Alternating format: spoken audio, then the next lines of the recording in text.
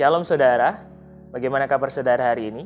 Saya berharap kita tetap bersemangat menghadapi segala apapun yang ada dalam kehidupan kita. Sebelum kita merenungkan firman hari ini, mari sama-sama kita berdoa. Bapa, terima kasih Tuhan buat kasih karunia-Mu, karena kebaikan-Mu, penyertaan-Mu sudah terbukti dalam kehidupan kami. Kami bisa melewati semuanya Tuhan sampai hari ini. Hari ini kami mau merenungkan firman-Mu. Karena kami percaya firman-Mu itulah yang akan membebaskan kami. Kebenaran yang berasal dari Tuhan itu yang akan membebaskan kami dari setiap belenggu. Kami mau memberikan hati kami Tuhan, supaya Tuhan boleh taburkan benih firman-Mu, dan supaya benih firman itu boleh tertanam bahkan berbuah dalam hati kami. Menjadi jawaban buat kami, dan terlebih Tuhan, buah yang kami hasilkan boleh memberkati banyak orang. Terima kasih Bapa, demi nama Yesus. Amin. Hari ini saya ingin membagikan firman Tuhan tentang sesuatu yang sangat exciting, saudara. Sesuatu yang memberi saya semangat waktu saya menerimanya. Dan saya berikan judul untuk firman Tuhan hari ini adalah 3 senjata kemenangan. 3 senjata kemenangan. Mari sama-sama kita renungkan firman Tuhan. Saya akan mulai dengan ayat firman Tuhan di Roma 8 ayat yang ke-15 sampai ayat yang ke-16. Saya akan membaca ayat ini versi The Message yang akan menjadi dasar perenungan kita. Dikatakan seperti ini. This resurrection life you receive from God is not a timid, grave-tending life. It's adventurously expectant, greeting God with a childlike, "What next, Papa?" God's Spirit touches our spirit and confirms who we really are. We know who it is and we know who we are, Father and children. Jika diterjemahkan ke bahasa Indonesia, kurang lebih seperti ini, saudara. Kebangkitan hidup baru yang kamu terima dari Tuhan bukanlah hidup yang memalukan dan menyedihkan. Justru harapan untuk hidup yang penuh petualangan. Seperti seorang anak kecil menyapa kepada Tuhan, "Berikutnya apa, Papa?" Roh Tuhan menyentuh roh kita dan menegaskan siapa kita sesungguhnya. Dan kita tahu siapa Dia dan siapa kita. Ayah dan anak. Saudaraku, ayat yang luar biasa sekali dari versi The Message. Dikatakan bahwa ada kehidupan yang baru. Dikatakan ada kebangkitan hidup yang baru yang kita terima dari Tuhan. Nah, dari ayat ini kita bisa merenungkan beberapa hal, saudara. Yang pertama adalah bahwa hidup baru yang kita miliki adalah hidup dari kebangkitan. Artinya bahwa tidak ada lagi kematian di dalam kita, saudara. Apa yang dimaksud dengan kematian di sini? Kematian bisa melambangkan misalnya keluarga yang berantakan, masa lalu yang kacau, yang gelap. Kematian bisa berarti bahwa usaha pekerjaan kita yang sedang redup mungkin. Kematian bisa melambangkan pelayanan kita yang mungkin sedang gagal. Bahkan juga bisa melambangkan bagaimana keadaan mental pikiran kita yang mungkin sedang galau. Keadaan mental pikiran kita yang mungkin sedang melemah, saudara. Dan juga kematian bisa melambangkan hubungan-hubungan yang rusak di dalam hidup kita. Saudaraku, firman Tuhan katakan dengan jelas bahwa kita sudah diberikan sebuah kebangkitan dari kematian. Kebangkitan ini adalah kasih karunia dari Tuhan. Artinya bahwa kehidupan yang baru yang Tuhan sediakan buat kita itu sudah bebas dari kematian-kematian itu. Bukankah ini memberikan sebuah harapan buat kita, saudara? Bukankah ini menjadi sebuah semangat yang baru bahwa walaupun mungkin kita sedang menghadapi masa-masa yang sukar, walaupun mungkin kita sedang menghadapi masa-masa yang tidak enak, ada sebuah kebangkitan hidup yang baru yang Tuhan sediakan. Bahwa kita sedang menghidupi itu semua. Ada sebuah harapan yang baru. Hal yang baru yang kita bisa renungkan dari ayat ini bahwa ada sebuah hubungan yang baru antara kita dengan Tuhan. Dikatakan tadi bahwa ada hubungan anak dan papanya. Artinya begini, saudara. Ada identitas yang baru. Bahwa kita ini adalah anak-anak Tuhan. Kita bukan fatherless. We are not fatherless. Kita tidak sendiri. No isolation. Kita tahu bahwa hidup di tengah-tengah pandemik seperti ini, kita dipaksa untuk hidup dalam isolasi. Saya masih ingat di awal-awal virus corona merebak tuh, saudara, di tahun 2020. Bagaimana kita dipaksa hidup dalam isolasi. Kita dipaksa untuk bekerja dari rumah. Kita dipaksa untuk membatasi aktivitas kita di luar rumah. Bahkan kita dipaksa untuk terisolasi dari orang-orang yang ada di kehidupan kita sebenarnya. Tetapi saudara, dari ayat ini kita melihat bahwa sebenarnya kita tidak sendiri. Mungkin secara fisik kita terbatasi. Mungkin secara fisik kita terisolasi. Tetapi secara hati, secara jiwa, secara roh, kita tidak sendirian, saudara. Ada Tuhan yang tidak bisa dibatasi oleh apapun, yang bersama dengan kita, yang bahkan mempunyai hubungan yang dekat dengan kita. Dia adalah Bapa kita, Dia adalah Papa kita. Bahkan saudara, hubungan yang kita miliki dengan Tuhan, ini kalau saya menyebutnya adalah sebuah ultimate relationship. Sebuah hubungan yang terpenting yang bisa kita miliki di muka bumi ini. Dan dari identitas yang baru ini kita bisa menemukan juga bahwa kalau kita memiliki Bapa, ada sebuah masa depan buat kita. Saudara, saya adalah anak yang tumbuh tanpa ayah di masa kecil sampai masa dewasa saya. Papa saya meninggal waktu saya umur 8 tahun. Saya bertumbuh tanpa ayah. Waktu saya bertumbuh tanpa ayah, saya menemukan bahwa sepertinya masa depan begitu kelam. Karena tidak ada yang membimbing. Tidak ada yang memberikan sebuah garansi. Tidak ada yang memberikan sebuah keamanan, rasa aman dalam menjalani kehidupan. Tidak ada yang menjamin masa depan. Tetapi saudaraku, identitas yang baru yang Tuhan berikan adalah sebuah identitas yang memberikan kita sebuah rasa aman. Bahwa ada masa depan dalam kehidupan kita. Walaupun sekali lagi masa kini yang kita hidupi mungkin sepertinya gelap. Mungkin sepertinya kelam. Mungkin sepertinya penuh dengan kesukaran. Saudaraku, kita punya Bapa di surga yang menjamin masa depan kita. Hal yang berikutnya yang kita bisa pelajari dari ayat ini adalah bahwa kehidupan baru yang Tuhan berikan kepada kita bukanlah kehidupan yang membosankan, saudara. Tetapi kehidupan yang memberikan sebuah semangat. Kehidupan yang exciting, penuh dengan excitement, saudara. Ada gairah yang baru yang disediakan. Kenapa? Karena Tuhan memberikan hidup yang baru kepada kita. Dikatakan tadi penuh dengan petualangan yang baru. Artinya ada gairah yang baru yang kita akan bisa dapatkan di sana. Ada kemampuan yang baru yang kita bisa dapatkan dari setiap petualangan baru yang Tuhan sediakan. Kemudian ada pertumbuhan di sana. Ada pengalaman yang baru. Ada orang-orang yang baru yang kita bisa temui. Ada orang-orang yang baru yang bisa kita sentuh. Dari ayat ini, saudara, kita bisa mendapat gambaran bahwa bagaimana kehidupan yang baru yang Tuhan berikan itu seperti anak kecil yang begitu bersemangat dengan papanya.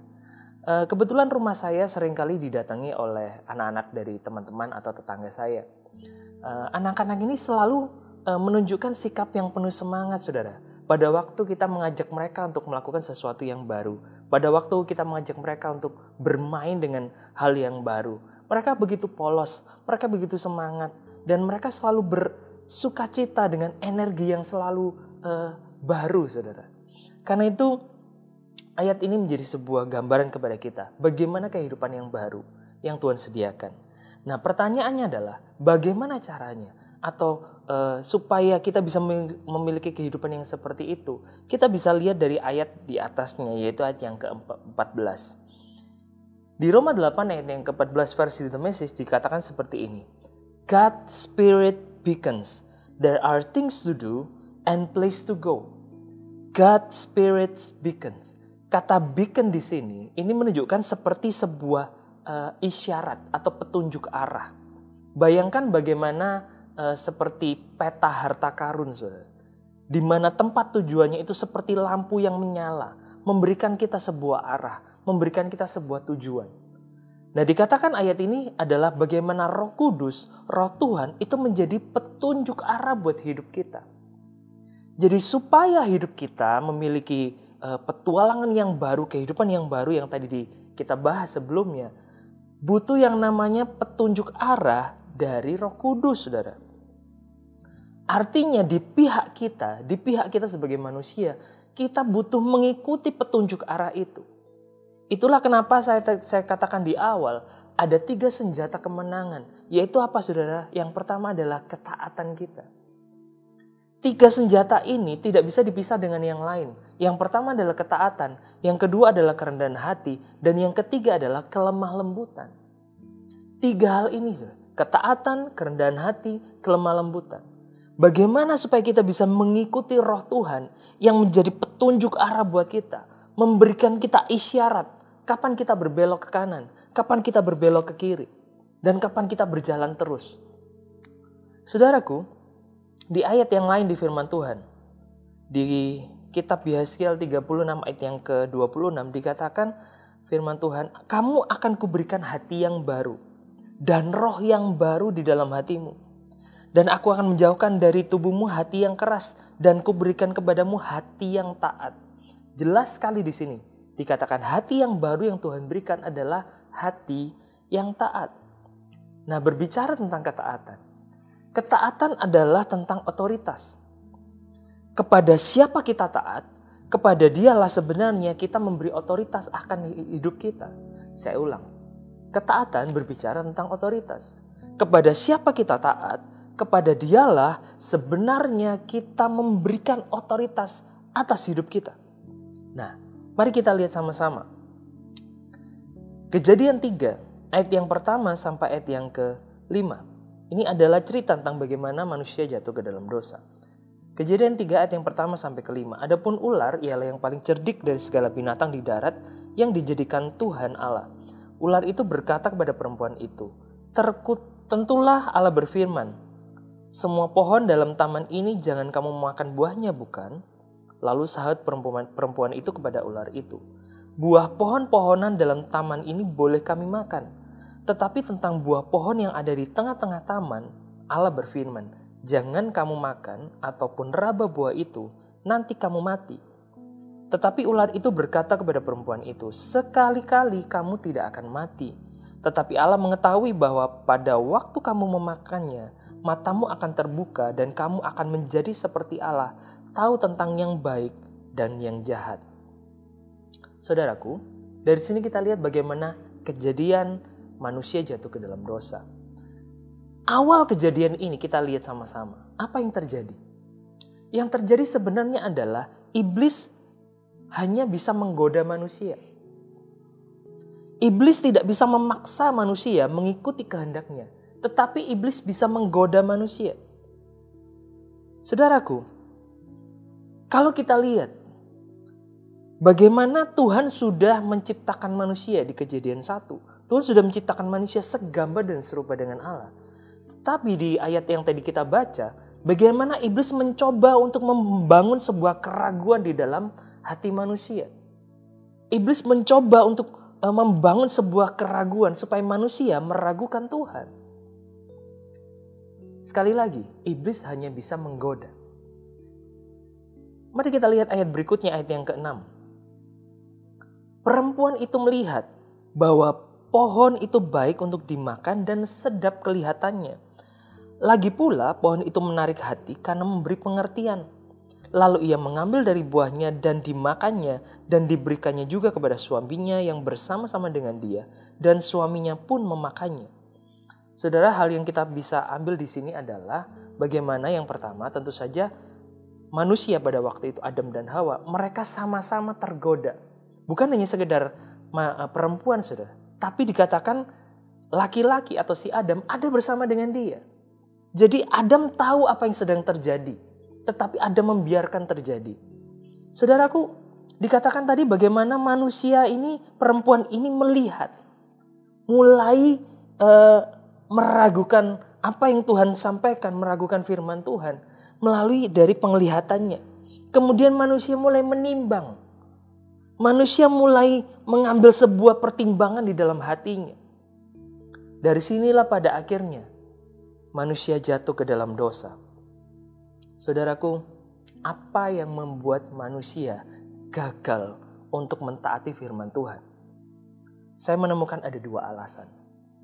Dari kisah ini kita menemukan. Yang pertama adalah bagaimana manusia kurang mengenali Tuhan. Kalau manusia tahu bahwa Tuhan tidak mungkin berfirman atau menyampaikan firman yang itu adalah sebuah kebohongan, tentu saja harusnya manusia berpegang kepada apa perkataan Tuhan. bahwa buah yang ada di taman ini boleh kamu makan kecuali satu pohon. Saudaraku, manusia tidak sebegitu dekat mengenali Tuhan sehingga manusia bisa meragukan apa yang menjadi firman Tuhan. Karena itulah manusia gagal untuk menjadi taat. Hal yang kedua yang membuat manusia gagal taat adalah manusia tunduk kepada keinginan diri sendiri. Ayat tadi kita baca bagaimana perempuan itu melihat. Bagaimana dia mulai mempertimbangkan bahwa buah ini sedap. Muncul keinginan untuk memakan. Muncul sebuah keinginan untuk memiliki buah ini. Manusia kalah atau tunduk kepada keinginan diri sendiri. Saudara, dari sini sebenarnya kita bisa melihat bagaimana iblis selalu berusaha menghancurkan kehendak Allah, kingdom of God, otoritas Allah, dengan cara menggantikan figur otoritas Tuhan, yaitu dengan ego manusia sendiri. Itu kenapa, saudara? Musuh terbesar kingdom of God itu bukan kingdom of evil. Kenapa? Iblis tahu dia kalah. Iblis tahu dia sudah dikalahkan. Tetapi iblis berusaha membangkitkan sebuah kekuatan yang lain, yaitu kingdom of self, keinginan manusia. Saya katakan tadi di awal bahwa ketaatan adalah tentang otoritas. Kepada siapa kita taat, kepada dialah sebenarnya kita memberikan otoritas atas diri kita. Dalam hal ini, jika kita tidak memberikan ketaatan kita, otoritas atas hidup kita kepada Tuhan lewat ketaatan kita, sebenarnya terbanyak kita memberikan otoritas kepada keinginan diri kita sendiri. Itulah kenapa kita gagal untuk taat kepada firman Tuhan. Karena kita tunduk kepada keinginan kita sendiri. Saudaraku, di luar sana ada banyak seminar-seminar, ada banyak pemahaman-pemahaman yang kita bisa temukan, yaitu tentang bagaimana dunia sedang mendorong kita tentang yang namanya seni pertolongan diri sendiri atau self-help. Kita mungkin melihatnya dari tulisan-tulisan yang ada di Twitter. Kita mungkin membacanya dari gambar-gambar yang ada di Instagram atau di sosial media yang lain. Atau mungkin kita mendengar lewat seminar-seminar, webinar, atau mungkin lewat podcast. Saudaraku, kita mesti hati-hati, kita harus hati-hati. Kenapa? Karena sebenarnya hal-hal ini justru membangkitkan ego, membangkitkan kemanusiaan, kekuatan manusia diri kita, sehingga pada akhirnya kita melupakan Tuhan. Kita tidak lagi bisa menundukkan diri kita kepada Tuhan. Saya ingin mencuplik satu ayat ini. Matius 16 ayat yang ke-25. Sekali lagi saya mau ambil dari versi The Message. Yesus berkata begini, self-help is no help at all. Self-sacrifice is the way. My way to finding yourself, your true self. Jelas sekali di sini. Dikatakan bahwa bagaimana Yesus berkata self-help, pertolongan diri sendiri, itu bukan pertolongan yang sebenarnya. Justru itu menghancurkan kita. Kenapa, saudara? Karena sebenarnya masalah utama adalah diri kita sendiri. Bagaimana kuasa dosa itu sudah mendarah daging, membuat kita jadi tidak bisa mentaati Tuhan. Bagaimana keinginan dosa itu sebegitu kuat di dalam diri kita, sehingga waktu kita tidak melawannya dengan kekuatan Tuhan, kita akan cenderung kalah. Jadi saudaraku, justru hal yang sebaliknya, Yesus berkata, self-sacrifice is the way. Bagaimana kemauan kita untuk mengorbankan diri kita untuk sesuatu yang lebih besar, untuk kehendak Tuhan. Bagaimana kita menyangkali keinginan diri kita untuk kita tundukkan di bawah kehendak Tuhan. Itulah jalan yang terbaik. Bahkan dikatakan tadi, terjemahan tadi mengatakan, itulah jalan untuk kita menemukan identitas diri kita sendiri. Ayat ini paralel dengan ayat yang kita sudah baca di awal. Bagaimana identitas kita yang baru itu ditentukan atau kita miliki pada waktu kita menerima hidup yang baru lewat kebangkitan yang Tuhan sudah berikan. Saudaraku, peran sosial media di zaman modern ini begitu luar biasa. Itu kenapa saya ingin mengingatkan kita semua. Mari kita berhati-hati. Kenapa? Karena itu membesarkan self manusia kita. Yang akhirnya ego kita menjadi semakin besar. Dan akhirnya kita tidak bisa menguasainya lagi. Kenapa saudara? Karena sosial media memberikan kita, contoh misalnya sosial media memberikan kita kesempatan untuk kita memiliki identitas yang palsu. Kita bisa mengontrol bagaimana orang lain melihat kita lewat posting kita di sosial media, lewat tulisan-tulisan yang kita bisa posting mungkin di sosial media. Kita bisa seolah-olah menjadi orang yang bijaksana, kita bisa seolah-olah menjadi orang yang punya kekayaan, kita bisa menjadi seolah-olah orang yang sepertinya hidup penuh dengan kebahagiaan. Padahal keadaan sebenarnya adalah sebaliknya. Pada akhirnya saudara, kita akan kehilangan identitas kita yang sebenarnya. Kita bingung untuk melihat siapakah saya. Karena kita terlalu sering memberikan identitas palsu lewat posting kita di sosial media. Hal yang lain dari sosial media yang kita harus waspadai adalah bagaimana sosial media membuat kita bisa membangkitkan perasaan, amplified. Jadi apa yang kita rasa itu seolah-olah bisa di blow up begitu. Misalnya kita sedang sedih. Seolah-olah dengan kita posting itu di sosial media, seolah-olah kesedihan kita itu begitu besar. Seolah-olah masalah kita yang kita alami itu begitu besar. Padahal mungkin sebenarnya itu adalah kesedihan yang biasa. Itu adalah masalah yang biasa. Itulah kenapa kita harus hati-hati, saudara. Apalagi waktu kita posting perasaan kita di sosial media. Ada orang yang menanggapi mungkin mereka kurang bijaksana menanggapi. Sehingga akhirnya apa yang kita rasa, hal yang negatif itu semakin besar kita rasakan. Saya menemukan ada banyak orang-orang yang bahkan curhat di sosial media. Saya ingin mengajak saudara, mari kita hentikan itu. Mari kita cerita, sharing, curhat kepada orang-orang yang tepat. Sahabat-sahabat terbaik kita, orang tua rohani kita, bapak rohani kita. Mari kita bagikan itu kepada orang-orang yang tepat. Di sisi lain saudara, peran dunia modern sekarang juga membesarkan self kita, keinginan diri kita dengan cara apa? Hal yang sederhana, online shopping. Siapa yang di sini tidak pernah belanja online? Kenapa ini membesarkan keinginan kita? Karena saudara, seolah-olah dengan online shopping, kita bisa dengan mudah mendapatkan apa yang kita inginkan dalam waktu yang singkat, tanpa kita harus pergi ke toko, tanpa kita harus keluar dari rumah, bahkan tanpa kita harus pergi ke bank untuk membayar. Kita bisa mendapatkan semua itu dengan cara yang instan. Kita tinggal klik saja di dalam smartphone kita. Kita tinggal klik saja lewat pembayaran online. Dan kemudian barang itu akan dikirim ke rumah kita. Keinginan kita begitu mudah untuk dipenuhi. Mari kita lihat satu ayat ini. 1 Yohanes 2 ayat yang ke-16 versi firman Allah yang hidup.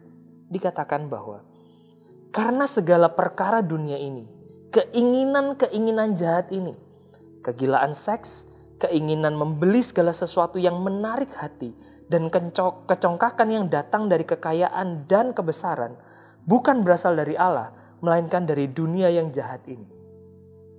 Lihat saudara, di sana ada sebuah kalimat yang menarik. Keinginan membeli segala sesuatu yang menarik hati. Dan kemudian dikatakan kecongkakan yang datang dari kekayaan dan kebesaran. Firman Tuhan sudah memprediksi. Itu kenapa kita sebagai orang percaya kita harus waspada. Jangan sampai kita membesarkan self, membesarkan ego kita. Sehingga pada akhirnya kita menyerahkan otoritas kepada ego kita. Dan kita tidak bisa taat. Kita tidak bisa merendahkan hati kita di bawah firman Tuhan. Kita tidak punya kelembutan hati untuk mengikuti tuntunan Tuhan. Kita tidak bisa memiliki kelembutan hati untuk mengikuti tuntunan Roh Kudus. Saudaraku, hal yang terakhir yang saya mau bagikan adalah bagaimana caranya. Bagaimana caranya kita bisa memiliki ketiga senjata ini. ketaatan, kelemah lembutan, dan kerendahan hati. Supaya kita bisa menang dalam hidup kita. Terutama saudara, kita bisa menang atas diri kita sendiri. Ada 3 cara yang saya mau bagikan. Yang pertama adalah kesadaran akan keterbatasan diri dan kemahakuasaan Tuhan. Yang pertama, sekali lagi, kesadaran akan bagaimana kita ini terbatas. Bagaimana kekuatan kita terbatas, bagaimana kepandaian kita terbatas, bagaimana kekayaan kita terbatas, bagaimana hubungan-hubungan yang kita miliki itu juga terbatas. Mari kita sadar itu. Tetapi saudara, jangan sampai berhenti di situ. Karena kalau kita hanya berhenti di situ, kita akan kehilangan jati diri kita yang sebenarnya. Kita akan menjadi orang yang minder, kita akan menjadi orang yang rendah diri. Kita harus punya sisi yang lain juga, yaitu apa saudara? Kesadaran akan kemahakuasaan Tuhan.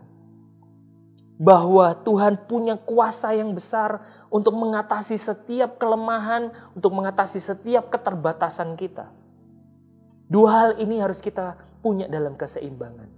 Kesadaran atas keterbatasan diri dan juga kesadaran akan kemahakuasaan Tuhan. Sehingga waktu kita sadar bahwa kita terbatas, kita tahu bahwa kasih karunia Tuhan cukup. Kuasa Tuhan cukup. Pada waktu kita merasa kita bisa melakukan semuanya bersama Tuhan, di sisi yang lain kita tahu bahwa kita terbatas. Bahwa semua prestasi yang kita miliki, itu semua kasih karunia Tuhan. Bahkan semua hal yang kita miliki dalam hidup kita sekarang, itu semua pemberian Tuhan. 2 hal ini kita harus punya dalam keseimbangan. Hal yang kedua, untuk supaya kita bisa memiliki 3 senjata ini, adalah bagaimana kita melatih keseharian kita untuk kita mempraktekkan firman Tuhan. Saudaraku, hal yang sederhana, seringkali kita menjadi orang Kristen yang kita tidak susah untuk mendengar firman, kita tidak susah untuk menemukan sumber-sumber untuk kita bisa mendapatkan firman Tuhan. Apalagi di zaman modern kita bisa dengar dari podcast, kita bisa dengar firman Tuhan dari YouTube, kita bisa dengar firman Tuhan dari manapun. Kita tidak kesusahan. Ada banyak literatur, aplikasi yang bisa membuat kita begitu mudah menemukan firman Tuhan. Tetapi masalahnya adalah kita susah untuk menjadi pelaku-pelaku firman. Saudaraku, mari kita belajar. Mari kita berikan fokus lebih dalam keseharian kita untuk bagaimana kita menjadi orang-orang yang mentaati firman Tuhan, melakukan firman Tuhan, mempraktekkan firman Tuhan. Jadi pertanyaan saya kepada saudara hari ini adalah sederhana. Apa firman Tuhan yang sudah praktekkan hari ini? Apa firman Tuhan yang sudah praktekkan dalam minggu ini? Apakah kita sudah menjadi pelaku-pelaku firman?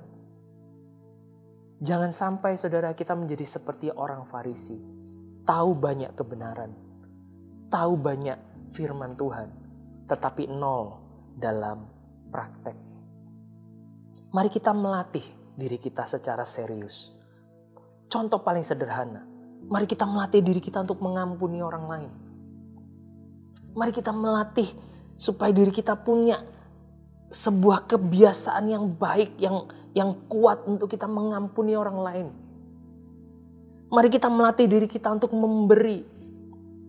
Mari kita melatih diri kita untuk membayar harga. Untuk sesuatu yang lebih besar. Untuk supaya kerajaan Tuhan tergenapi.